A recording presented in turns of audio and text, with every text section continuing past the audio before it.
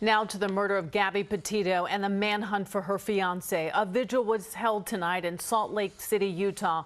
People who didn't even know Gabby showed up to pay their respects. Gabby visited the area on a road trip with her fiance, Brian Laundrie. Meanwhile, new tactics in the search to find him, focusing on the murky swamp waters in Florida. But tonight, still no sign of him. Eyewitness News reporter Kristen Thorne is live in Venice, Florida, with the latest on this murder mystery. Kristen? Sade, police wrapped up their search of the Carlton Reserve for today around 8 o'clock tonight. They say they plan to return here tomorrow morning for a, quote, similar search operation. That will be the 5th day that police have spent inside the reserve here. Meanwhile, we are now hearing from a woman who says she saw Gabby and Brian get into a huge fight at a restaurant in Jackson Hole, Wyoming. That happened just a few hours before a woman spotted a white van resembling the couple's on the side of the road.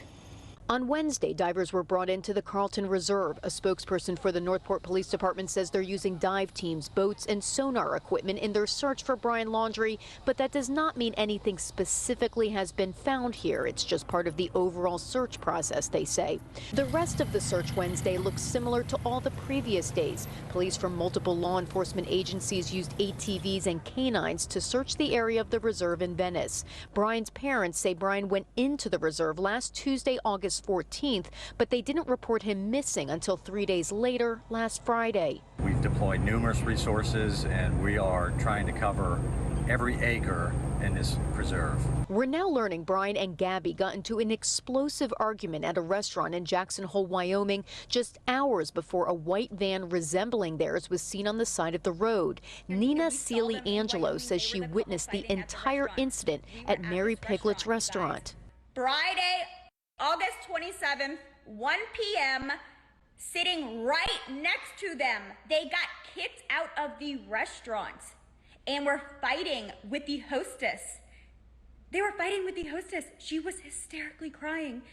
And she walked out and she was crying and she was staying on the sidewalk. Angelo says it happened August 27th in the afternoon. That was just a few hours before Jen Bethune spotted a white van resembling the couple's in the Teton National Forest. Gabby's body was found close by.